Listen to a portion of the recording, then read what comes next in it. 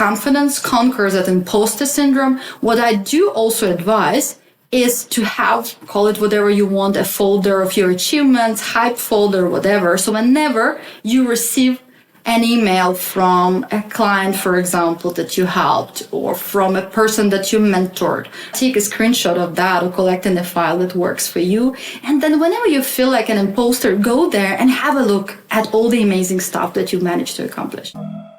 Welcome to Working Women Mentor, the podcast that delivers mentorship in every conversation. Each episode, we meet remarkable women who share the real moments, challenges, and breakthroughs that shape their journeys. These are stories that inspire, empower, and remind us of what is possible. I'm your host, Rainey Alpers, and I cannot wait for you to meet today's guest. Let's jump in and uncover your next mentor moment.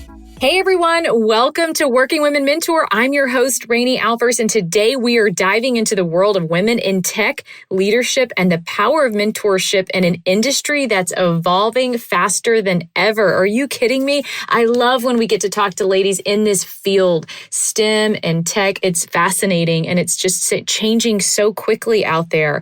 And so what does it mean to work in tech? And what does it mean to lead? And that's exactly what Anna Radulovski, our guest today. She's the founder of WomenTech Network, Coding Girls, and the Executive Women in Tech. She is a global leader and author. She's an advocate for helping women rise and connect and make a meaningful impact in technology and beyond. In this conversation, Anna is sharing her journey. She's sharing how she built this international community. Can you imagine? Some of us have a hard enough time building in our own neighborhood, much less the world. So if you are breaking barriers, if you are thinking about growing your career, or just finding your voice and your circle around you, this episode is for you. Let's dive in and meet Anna. Here we go.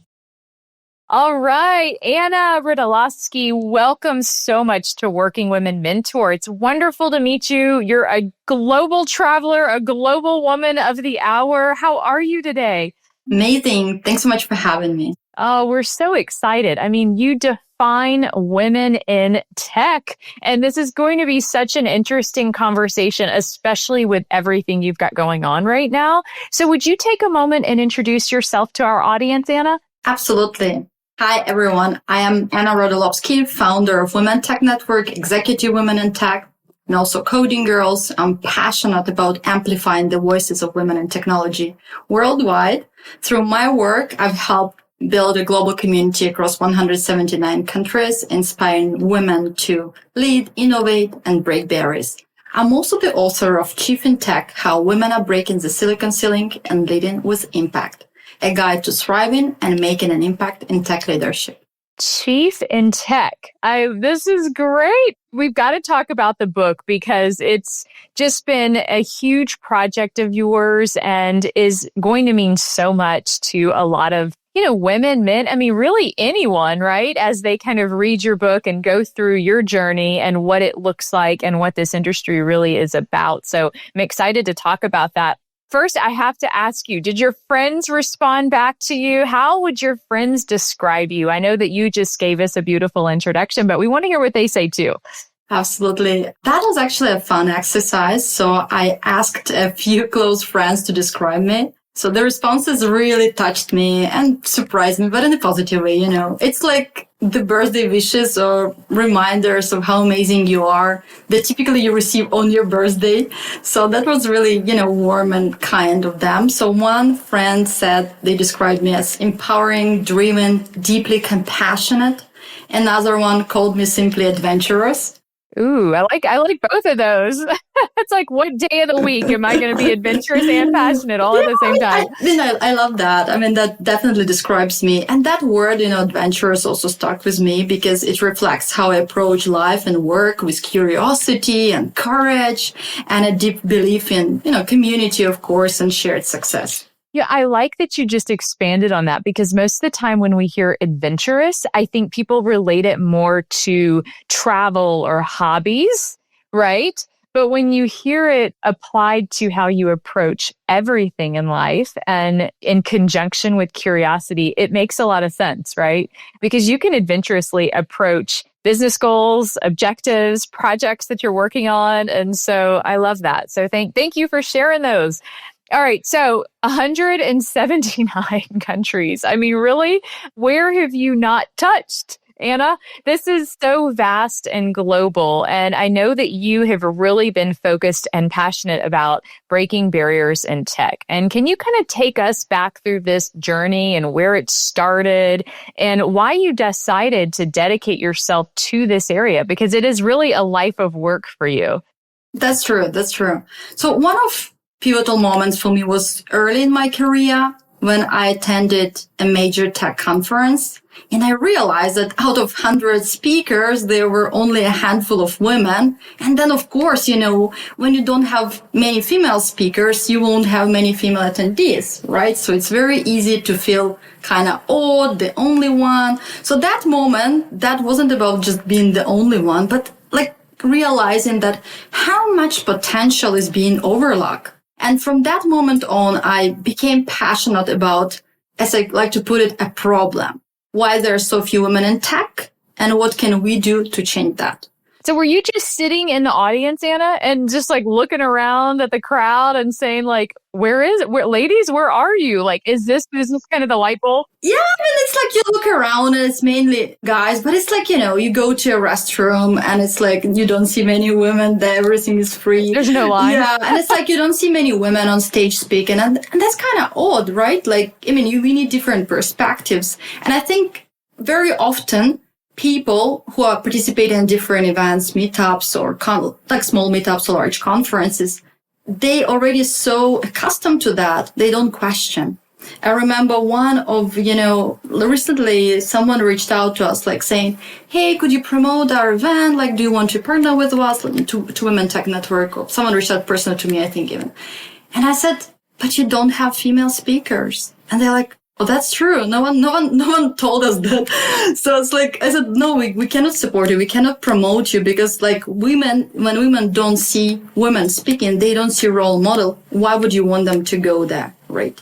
So I think that things are changing. I don't want to say that it's every single event, every single conference. I think that it's still kind of weird for me when I see all male panels, so to say. So I think that needs to change. And it's Manels. Did you do Manels? I like that. I haven't heard that before. But I'm going to start thinking about conferences a little bit differently now, Anna, because I have never actually thought about the lineup. I look at I really just look at what they're bringing to the event, with their, if I know their history or a topic, and sometimes I'm surprised by the ones I don't know anything about or become my favorite. But I can tell you that I haven't ever really thought about it in terms of women showing up and having enough presence on the panel. And you're right, especially if you're going to be there for that, they need to also be there. So I think that's a great perspective. And it goes beyond speaking about only the barriers women face, women in tech, women in leadership. These talks are important, but also having women experts who are, CTOs, VPs, leading innovation, driving change. I think that's also equally important. So it's not just having women to speak about women's challenges in technology, but also speaking on the spectrum of different topics, also their core expertise too. So both are equally important. Of course. I mean, we've got so much to offer, right? And That's so many true. women out there do. And so is this where the idea of your network came from? Because you have this powerful company that you've built. And it is, like we said, it's vast, it's global. Take us into this piece, because most of us struggle, Anna, to find a strong, tight circle around us and maybe even find a great networking event we want to go to, or one great conference a year. You have organized hundreds and hundreds and thousands of people around the country to then have events and to then be a part of a network. So how does this work?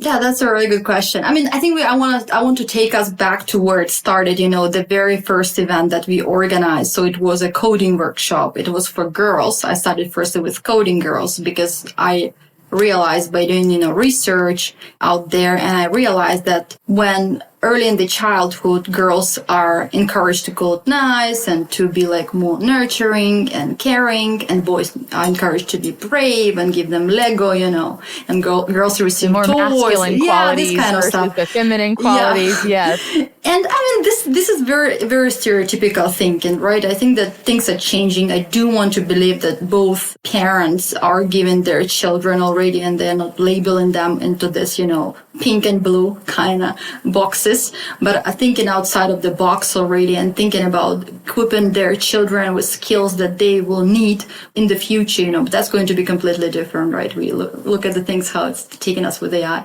And when we go there, so I thought I'll start with Coding Girls. We'll launch a workshop. Workshop was a great success. We actually had 2 workshops instead of 1. And from that moment on, also women in technology started reaching out to us, and like we want also to network, as you said, like we don't have enough kind of this network. So I launched a first meetup, the very first meetup, and it was a great success. Women were sharing their stories. I love stories, and I know that people connect to stories. So I thought, let me invite like 2-3 women to share their personal journeys. And I saw how women were connecting to that, right? And then we stayed for networking, and then 1 became 2, 2 became, 4, and so on and so forth. And then people outside of the country started reaching out to me and say, hey, can we launch something like Coding Girls, but here? I said, well, that's interesting. Then I started also to study different models. How can we scale in a way, chapter models? And step by step, I mean, it wasn't like an overnight success, and I think it came from the demand and came as I was speaking more at the conference about Coding Girls, my mission. And then at a certain moment, I realized that Coding Girls is one thing, but we can do something bigger and also with women. Because lots of companies were reaching out to us and wondering if we could help them with hiring female tech talent. That time it was a huge challenge. I mean, it still is. It just things are shifting. And I thought, okay, we could do something like that, but we can do that as part of WomenTech Network. So that became bigger. And I know that women don't want to be called girls. Like we don't want to do that. Right. So to kind of... It's not something that would bring more credibility and value, especially in a senior setup. Bit by bit, we were launching also we call them career networking events. We were connecting companies who were hiring and women who were looking for a job. And all of that, of course, with inspiring career stories and networking, of course, to connect and unite women in technology and allies. And then, COVID hit and we had to cancel all our events. Out of a sudden, we couldn't continue that, and we pivoted. And that's really difficult for an event company. I mean, that's, we were a community, a network. I mean, it's differently how we functioned. You still have connection when you become a community as opposed to just events. Community is that's how we were born. That's what at the core of what we do. We have a lot of global ambassadors. Events is one of the things we do express our missions and connect people, but we also have a mentorship program. We have, global awards. We have different things that we do for the community. We have a job board, so on and so forth, but not to distract from the story. So when we pivoted into the global conference, we were at the time set ourselves a very ambitious mission to unite 100,000 women in technology. We introduced our global ambassador program, and people responded really well, to that, because during that time, it gave them a huge hope and a sense of a community again. And then things just started to unfold, and we just I think for the very first conference, we had over 750 speakers, and that was like amazing, this kind of energy, this kind of vibe that we were able to connect people across time zones without borders.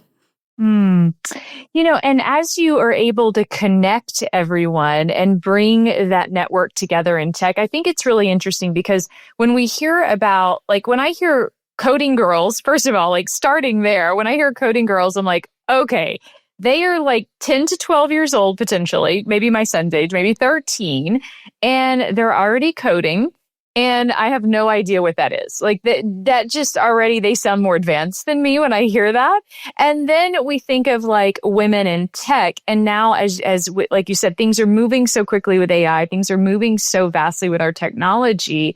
And it's changing. I mean, we can get code now from an AI machine, right? And then we can apply it now to something else. So I'm curious between the gap of like just a listener thinking, I have no idea what you're talking about, coding, to women in tech. What does that look like? I mean, what is the bridge to tech? I mean, give us a bigger, broader understanding of your industry, because I know it's so important to you.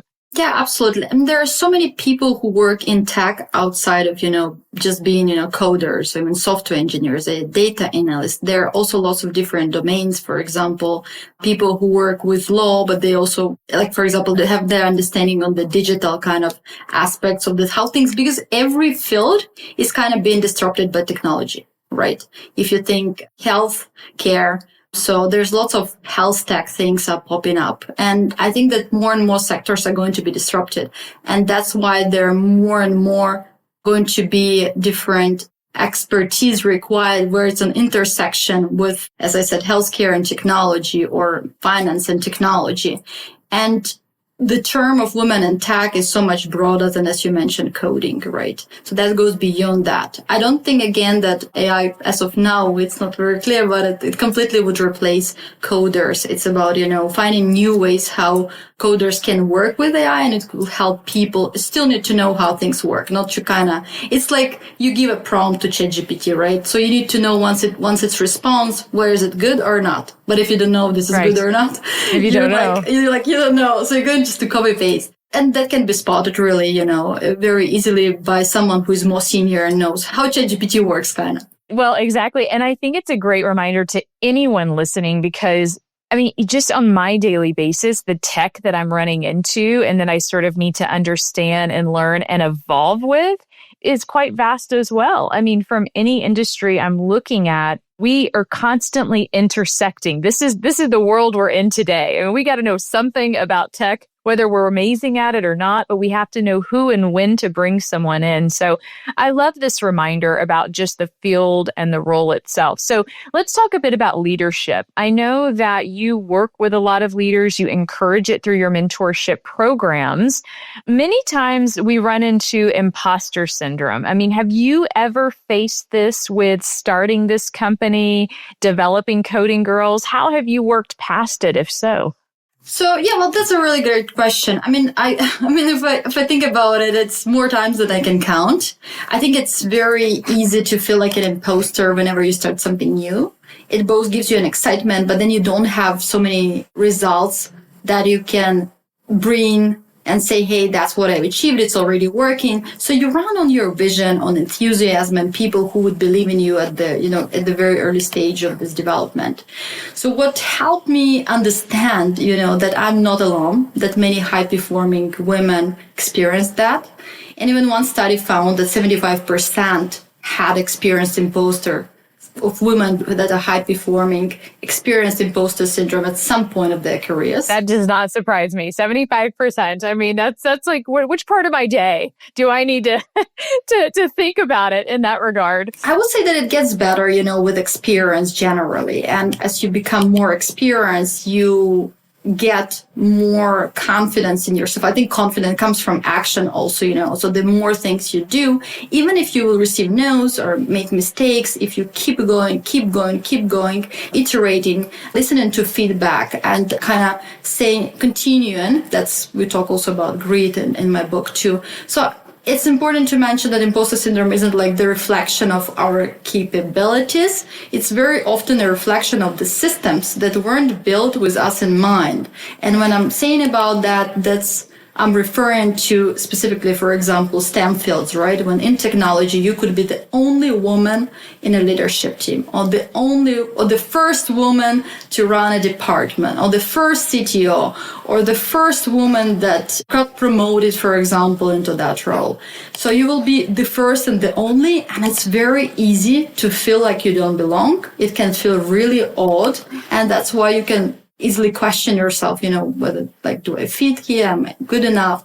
Et cetera, et cetera. So building support network is really important.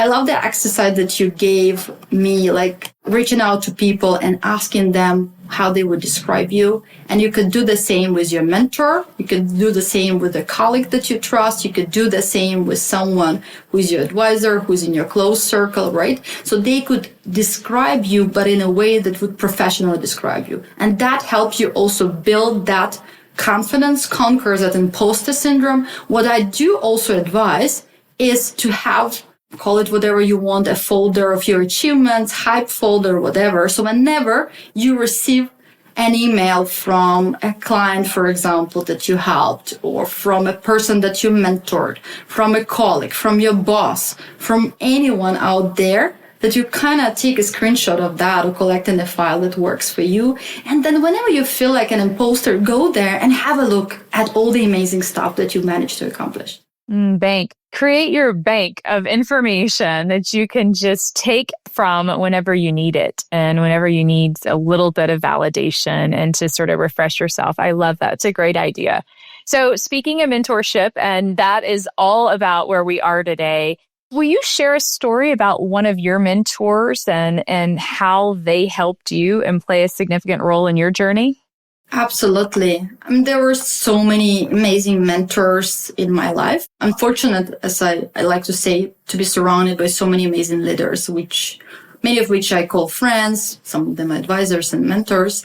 And one of the most powerful mentor moments that came to me from a senior leader who told me, don't wait for permission to lead. That simple line completely shifted my mindset. Until then, I like was... that. It is very simple. It's just simple. like, overthinking that one. Yeah, it's so simple that you wouldn't think about it, right? So until then, I was often waiting like for validation, for the right time, for someone to open a door, for the stars to align, so to say. But then I thought, hey, there is no perfect time. Of course, there could be better time. And you need to understand also who you're working with, about their priorities and when to reach out, when it's best to reach out, when it's second best to reach out, when not to reach out, more likely to receive a response or not. But you'll be surprised if you take that step, if you make that step, if you take that leap of faith in yourself and allow yourself to lead. And it would come with tons of mistakes. I think a big blocker for leaders to not to wait for permission to lead is because they don't want to make mistakes. So once you let go of that. And I'm curious, did this person help you with this because you were asking them like, hey, like, what do I do here? I really want to take charge. I really want to provide some leadership. Or was it more of a situation you were in that you needed advice on like, what direction do I go next? I mean, was it more encouragement or pointing you in the area that you should be in? Because I mean, we all run into roadblocks, right? Like, it's like, because if you're sitting in front of someone, it's like you have to almost know the moment that you need help. And so I'm curious if you knew that moment or did they know it before you? It's really hard to tell when I think about it. I think it's maybe a combination of both. But perhaps because they were more senior, they knew that this advice would really make a difference because probably they felt that I needed that push, and to kind of say, hey, yes, you're going to make mistakes, but at the same time, it shouldn't block you from keeping going, right? From going out there. Yeah.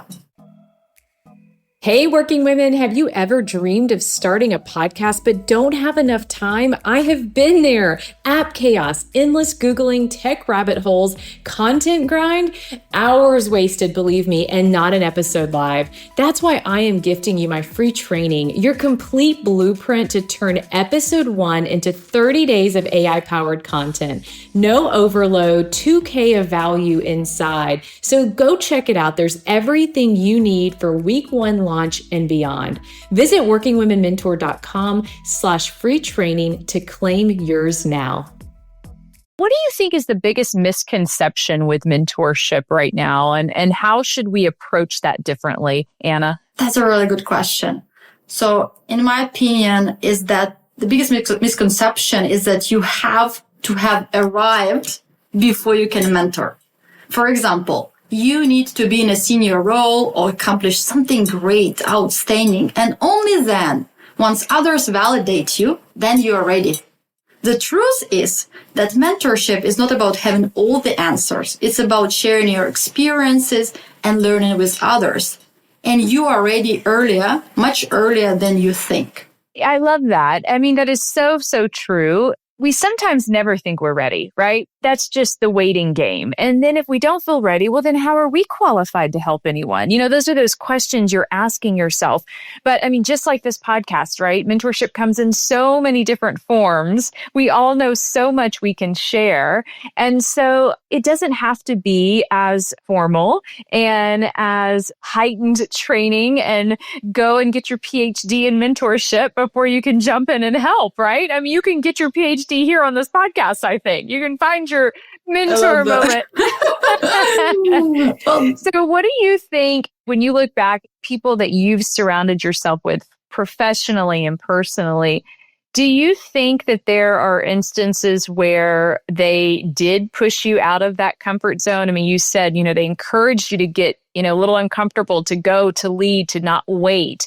You know, what do you think in those moments helps you get out of that comfort zone? What do we need to change inside of us to just push through that uncomfortable, Anna? To normalize that, to get comfortable with being uncomfortable. I think that's number one. I think if you allow that and to allow that there's going to be some kind of, you know, that you will not feel comfortable. It might hurt, you know, you might fall, but kind of believe also in yourself that you will stand up. There will be people who will help you. Asking also for help when you need it, but don't asking for help in a way to, is this good enough? You know, what do you think? In a very, every micro step. That's not good. That's not going to help you grow as a leader. That is so frustrating to me when people do that. And it's like, what do you think it is? I love the ask, but what you just said means something here, because it is those little micro steps that almost deflect the work and the effort to the person you're asking. You're not ready to commit to what you've put out there yet. So you're putting it off on someone else. True. Hey, well, what do you think? How can I do this a little bit better? Or, you know, as opposed to putting some thought and some strategy into it and thoughtfully discussing, you know, next steps or things like that. I feel like sometimes people tend to deflect it on and make it now my problem. Now it's on me. So it's interesting you said that. There are two types, I think. People who are solutions oriented and they just want validation. And then there are people who are not solution oriented and they just want you to solve their problem. You understand? I agree. I mean, the people there's who a saying, right? There's a saying about like, don't put your monkey on my back or something like that. Have you ever heard that? That's a person who's not a solution oriented person. Yeah. So, I mean, whatever it is, sometimes the ask is not really clear. You know, I need help, but I don't know how you can help me. So can you help me somehow? And I also don't know how, but you try to figure that out. So that is not a really great approach. And I think that also when people to reach out to someone, like, can you be my mentor? I think it's good to describe your ask, because if they reach out to me, but I don't have time or I don't think I'm a fit, I can recommend someone else. So the more clear you are, the more likely you're going to have somebody's recommendation or a solution. The art of communication. And I would also agree with that in a sense of, if you're reaching out to someone, you generally know why. I mean, I didn't pick you as a woman in tech leading these industries, leading these people, these conversations, these topics, because I wanted to know something about the cooking industry. You know, I'm not coming to you for recipes just yet, Anna. I'm coming to you for these specific things in this field potentially. Like, and you know what else I think is, when we're asking for something, and we've learned this over time, it's, you may not have the time, but you know what? If they pinpoint exactly what you can help them, you actually might be able to help them in a different way, in a quicker way, right? You might go, you know what? I don't have time to meet with them, but I have a resource that will solve exactly what you're struggling with. Let me shoot that over. You know, you still know how to help them. And I think that's so, so important. And that's good advice from a mentee perspective, right? Like how to communicate. And that means the world. How are you, Anna, seeing leadership and mentorship in your Women with Tech industry and events? I mean, are you finding that as women are more in STEM fields, that they are contributing and helping others? And is it really fostering the relationship of mentorship these days? Yes, I would say that. I mean, I think that lots of women, they want to give back. There are tons of women, whenever I have a call, they are always looking at how they can help other women. And I love that. And it's regardless of the level, literally. Many senior leaders that I speak with, they share that they really love reverse mentorship. So, when they're being mentored by someone junior, it gives them a good perspective and they want that and they recognize that they need that. So they need someone, who's much younger, Gen Z. They will give them some unfiltered opinion, for example. That's something that they see valuable. And I think that leaders who are making a really great impact in tech industry, they've been also mentoring a lot of people along the way. And from different generations, right? Different generations mentoring each other. I love that idea. So much to give between those two sets of years and ages. And so I think that's interesting. So in your business, Anna, I know that your entity, your company is based around a membership model. And correct me if I'm wrong here, but how have you, when you started building your organization, when you went from Coding Girls and you went right into this network, what does that business model look like for you? If you wouldn't mind sharing us just a behind the scenes of building something like this. I will share something very general out here. That there are lots of organizations out there that are relying on partnerships and sponsorships, and this can be really volatile. It's a reason why there are so many social kind of mission-driven organizations fail because of lack of funding. That's a really common fact. So we wanted to find new ways of continuing to give value to our community, and membership sounded like something that would bring value and could help us sustain. And we would diversify also the way we are able to sustain, because sustainability is really, mission is great. You gotta support the way you operate so you're able to provide all the amazing things that you're able to provide. And there are going to be some more tough times, when running an organization. So I think that you need to be thinking strategically how to diversify different, revenue streams that you have. And sustainability is key. Mm-hmm. Good answer. So in terms of your day-to-day, I'm curious about some of your habits that really set you up for success because, we're all trying to build good habits. We all have some we want to get rid of. What are some of yours that we can take inspiration from, Anna? Good habits, bad habits. Take your good ones for us. We already have enough bad ones on our own. Well, so I started to drink more matcha instead of coffee. I think it gives me it's like, I don't know if that's something you wanted to hear, but this is from a really kind of day-to-day habit. I think matcha gives a more sustained and more stable energy level. Definitely whenever I feel like I kind of was staying up late at night and I was working and then I have to wake up early and I cannot function really well. So the cup of matcha really helps. That was my morning. Without any kind of milk, of course. Just matcha with a little bit of agave syrup. And on the other hand, something that I think that's really important because once you wake up, once you start having calls with team or, partners who are members, you want to differentiate. Before you do that, every morning, I ask myself, what is the most important thing I can do today that will have the biggest impact? And that helps me focus from what's really important, not just urgent.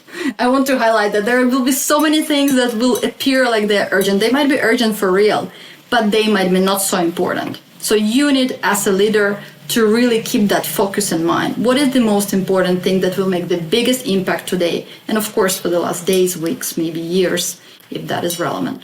I love that because urgent can mean many things to many different people, can't it? Yeah. Sometimes it's urgent to someone else. It might not be as urgent to you. Exactly. It might not move your dial. Yeah. It might not move your dial. So on the topic of daily habits and projects and late nights, you have been working on an incredible book and I'd love to hear more. We cannot wait to purchase this book and inspire. Would you break it down for us? Share us. How did it come about? What's it going to help us all with? Yeah, absolutely.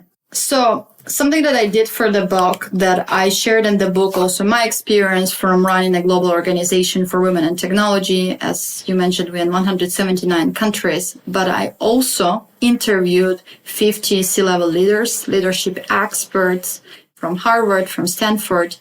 And for me, that was really important because I asked them a couple of key questions that they were also willing to share, of course, because of different things we worked with earlier with them.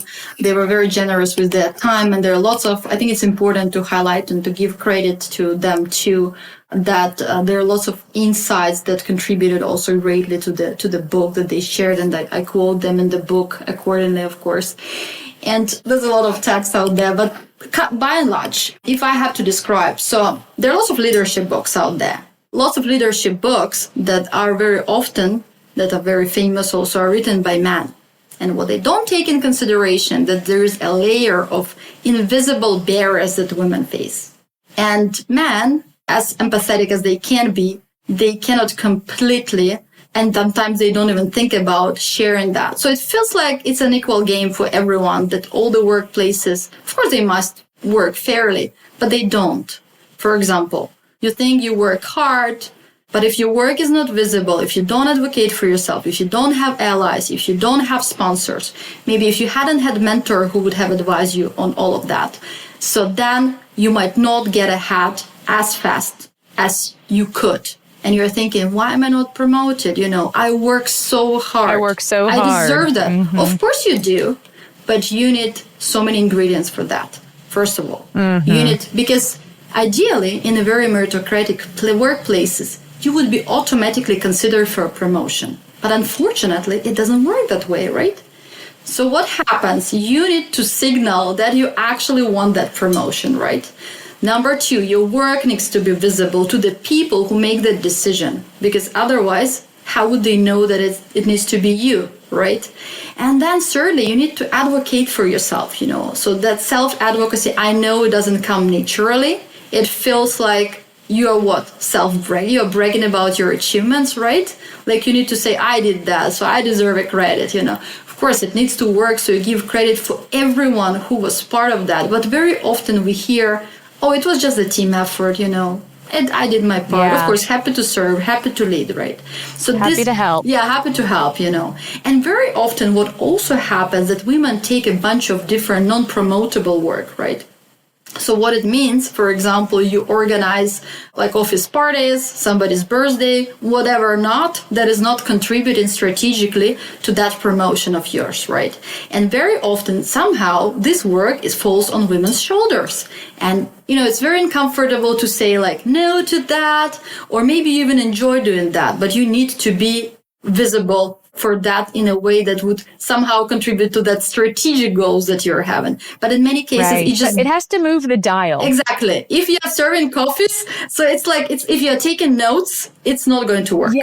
You know what I mean? If we think about it more in outcomes, how is everything I'm doing directly tied to the organizational goals? And how can I advocate for that? Like if you're serving coffee, if that's your only job for the day, I kept this team caffeinated that grew by 20% this year, right? It's all because of this Starbucks order that I delivered every day to the office, right? I mean, it's some kind of contribution built into everything, isn't it? If you work in that field and you can connect it like that beautiful, like you said, I think that might work. But in many cases, it's not connected. So in my book, what I'm talking about is how to build a strong presence, to position yourself as a thought leader, including on LinkedIn, how to gain the recognition you deserve, how to negotiate for your worth, to secure salary raises, promotions, and fair compensation, how to build relationships with mentors, sponsors, and allies to elevate your career.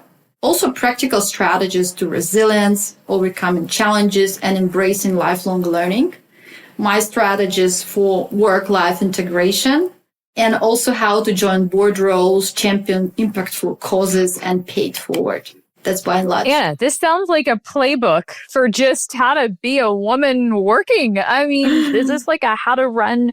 It's almost like it reminds me of the Emily Post, the manners book from back in the day. Like, this is what you do when you go here. This is how you act when this happens. Like, is it just that really playbook for us in our field today, regardless of industry? I think it would work also for other industries. So what happened is that I think yesterday, the day before yesterday, I shared a post about how women's hard work, is not visible and different challenges out there. And I think one woman said that it reminds me of the situation for women in law. So I think in the many demanding roles, in many male-dominated fields, this book would be really of a great value, and there will be lots of things that will feel really like, well, that's exactly what is happening to me, so I could actually do this. Right.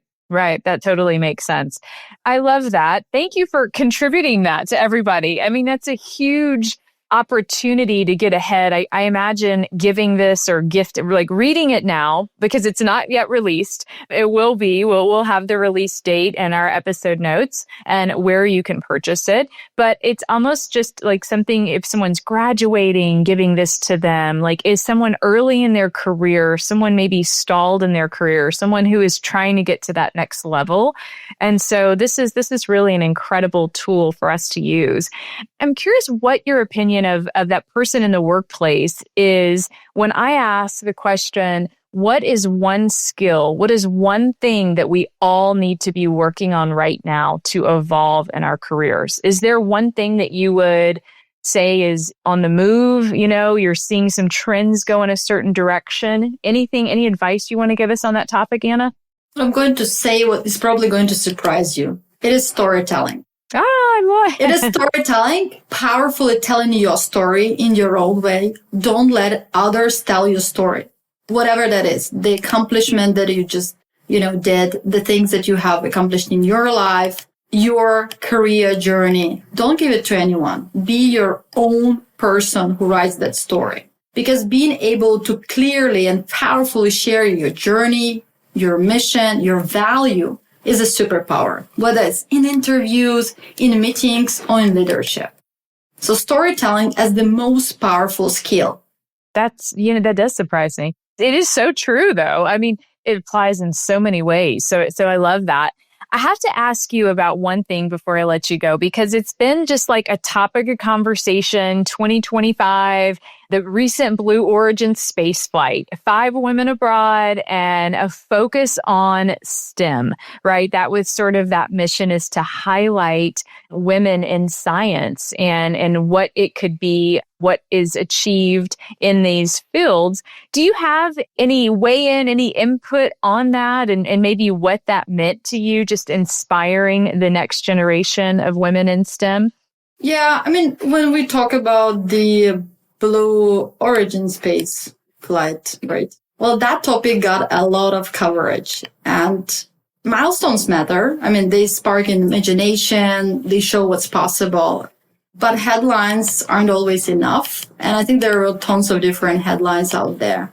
What upset me the most, I think, I'm a really big proponent of, women supporting women. So when I start seeing different vibes around that, I understand that things are not like black and white, but sometimes making them as they're black and white is really wrong. And what is important to mention that among the people who were out there was also Aisha Bauer. So she's a former NASA engineer, and she's also a founder who's broken many barriers in aerospace. So especially for young girls who are watching, they might say, hey, that would be me.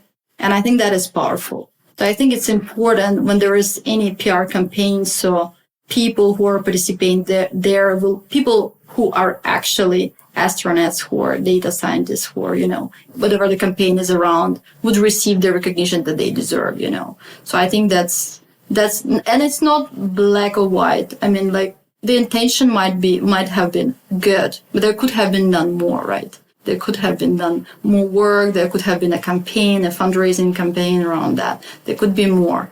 But maybe it's not the end of the story. I don't know. Maybe it will inspire someone else out there. I'm a true believer that, it could spark imagination. Young girls are watching. Young girls are watching. They don't have a lot of role models in STEM, unfortunately. Maybe it will inspire a girl to dream big. And maybe next time Aisha Bower and women who are, real engineers will be more in the spotlight. That's my hope. Hopeful. You're very hopeful. I love the positivity. Anna, what is your mentor moment for our audience? We're going to take this with us and always remember you by it. My mentor moment, the moment I'd love to leave the listeners with, is be the leader you needed when you were starting out. Even small encouragement can change the course of somebody's life. Lead with intention. Lead with heart. That's beautiful. That's beautiful. How can our listeners find you, Anna? LinkedIn is great. So you can connect with me on LinkedIn at Anna Radulovski and follow along also WomenTech.net, Chief in Tech. Of course, you can find my new book, Chief in Tech, whenever it will be sold soon. So we'll include it in the show notes. Don't worry. It's like, someone asked me recently on a podcast or so, what was the last book that you read? I was like, it was my book. Literally, I thought to myself at that chapter after chapter after chapter, and then starting from the beginning. Oh my gosh. No, for real. It's like, I think at a certain point I was like, I can no longer read this. It's like, you love it, but you need to really read it. You can be your worst critic, I think. And that's why you need these deadlines that we were like, okay, it's over. It's over. Yeah. We've got to wrap this project up. Congratulations to you and the book, your success, your field, bringing everyone together. You are a nomadic, beautiful person traveling around, inspiring others. And so thanks for your time and being with us today, Anna. Thanks, Rania. Thanks for having me. Hey, wait, before you go, I have one ask. Would you please leave us a review? Tapping on those stars on Spotify, Apple, or wherever you're listening to this will really help us. It'll spread the word and your voice and your impact as well, because every episode we are giving mentor moments. And I hope you can continue this conversation with us at workingwomenmentor.com. To apply to be a guest, find show notes and episode details. And if you've ever wanted to start a podcast, we've got the perfect course for you. Follow us on Instagram at Working Women Mentor and DM us the word mentor, and I'll send you over our free guide on mentorship so you can incorporate it into your life. Thanks so much for joining us. And until then, cheers until the next episode.